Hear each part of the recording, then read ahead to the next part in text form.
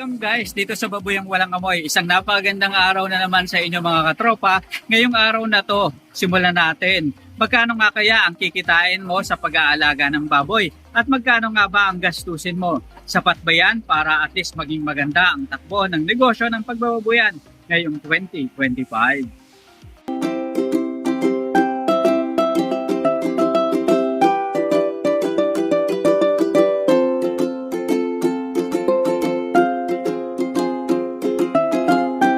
Ito guys, nandito tayo sa Babuyang Walang Amoy. Isang napakagandang araw na naman mga katropa. So hello Mami Pig. Ayan, tingnan muna natin yung mga partner. Ito, ang lalaki na, talaga namang ready ng pangbenta. Yung iba no. At ito naman yung iba, so lusutan na.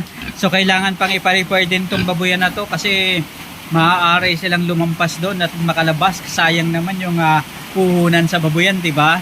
So ito mga alagang baboy guys. Ang lalaki na. Napakagandang tingnan. Ang sarap tingnan kapag ganito nakalalaki ang ating mga alagang baboy. Farm na to guys, merong 8 partner na alaga. Ito ang itsura nila ngayon guys. So happy tayo dahil nakikita natin na gumaganda guys ang presyuhan ng mga baboy ngayon. Magkano na nga ba ito? Sabi nila 215 per kilo. Sobrang ganda. Nakakatuwang pakinggan talagang kapag pinarinig mo yan sa mga magbababoy, mga hog racer, sigurado palakpakan ng mga tenga niyan kahit malayo ka nagsasalita at sabihin mong 215 per kilo, sigurado rinig na rinig ka niyan hanggang sa kabilang dulo. Ito pa ang gaganda na ng mga baboy, di ba? So guys, compute natin 215 per kilo. Palakihin natin guys yung baboy ng 100 kilos. So ibig sabihin 215 kilos times 100 kilos times 8 na baboy yung nandito sa baboyan, di ba? Dito sa Babuyang Walang Amoy. Imagine kung maibenta ito guys ng 100 kilos sa presyuhan ngayon. Ibig sabihin guys bawat isang baboy is 21,500.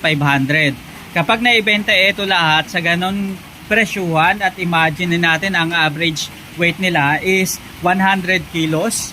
So sigurado ganang-gana ang ating mga katropang magbababoy. Ibig sabihin lang yun guys, makakabenta ito ng 151,000 pesos dito sa 8 baboy. At kapag naibenta ito, minus natin guys yung mga gastusin. Imagine na sa isang baboy makakagastos ka ng 11 to 13,000. Ipagpalagay na natin napakaliit o napakakonti ng ginastos mo dahil marunong kang mag-save, marunong kang mag-mix. Alam mo kung paano pagganahin ang iyong baboyan, maaari kang gumastos guys ng 11,000 pesos. Sa 11,000 pesos na gastos mo sa bawat isang baboy, kung meron kang 8 baboy, 88,000 ang gagastusin mo sa 3, 4 o 4.5 buwan na pag-aalaga.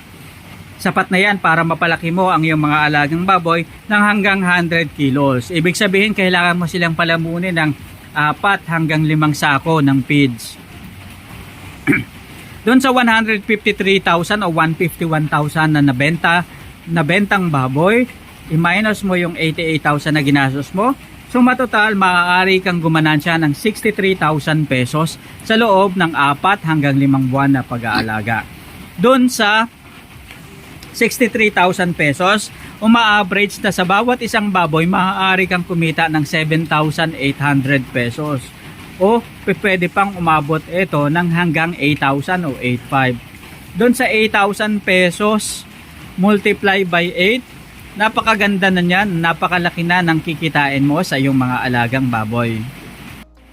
Doon guys, ipagpalagay na natin na 10 baboy yung alaga mo at gagana ka guys ng 8,000 pesos sa bawat isang baboy, 'di ba? 80,000 pesos guys sa loob ng 4 na buwan na pag-aalaga. Ibig sabihin sa bawat isang baboy is 2,000 pesos. Ibig sabihin 20,000 pesos ang pwede mong ganansya sa 10 baboy kung 10 ang alaga mong mga baboy. 10 baboy guys, sapat na yan para at least maging maganda yung kita mo. At syempre makatitiyak ka na talaga namang okay na ang negosyo ng pagbababoyan.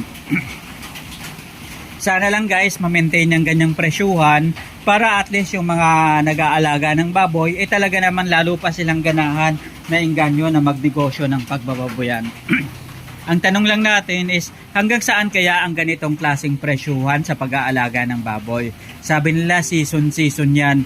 Nakita natin na itong last December, talagang napakaraming mga kinatay na baboy, lalo na yung 31, di ba? Talagang napakaraming mamimili. Ilang beses nagkatay yung mga kaibigan natin na para katay ng karne sa palengke, para katay ng baboy, halos mahigit 8 o 10 ang bawat isang parakatay na baboy na naibenta nila sa merkado. Ibig sabihin lang yun guys, gumaganda ang negosyo ng pagbababoyan. O kaya sa simpleng salita, maaari rin nating masabi na baka sa susunod na mga buwan, lalo pang kulangan yung supply, tingnan natin mga katropa. So ang payo natin dun sa mga gustong pumasok sa negosyo ng pagbababoyan is hinay-hinay para at least matutunan muna natin kung ano yung sistema ng negosyo ng pagbababoyan bago natin ito pasukin sa pangmalakasan, pangmalakihan na roll out.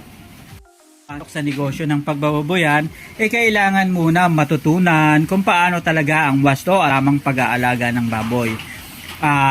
Paano nga ba yung tamang pag-i-invest sa negosyo ng pagbababoyan? Dapat talaga guys, simpleng payo natin at advice natin, dapat talaga matutunan muna natin yung magkano yung gagastusin, ikalawa paano alagaan yung baboy, ano yung mga kailangan sa negosyo ng pagbababoyan, saan ibibenta.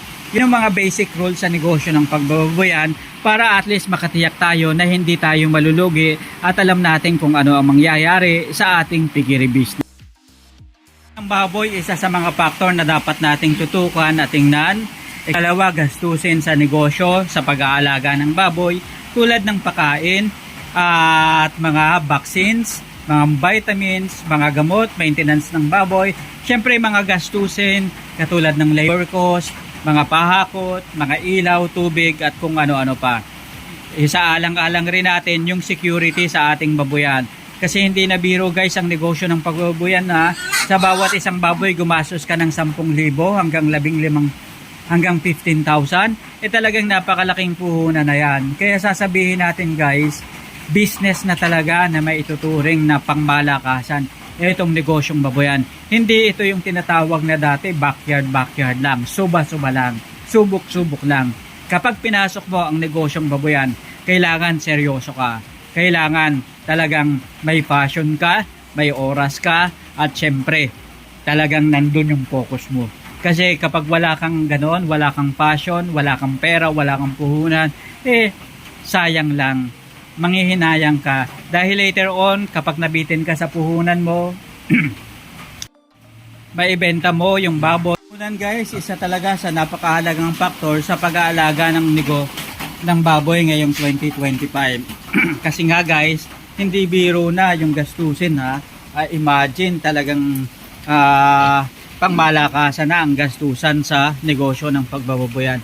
Kaya naman dapat isaalang-alang natin na may sapat tayong budget bago natin pasukin ang negosyong ito.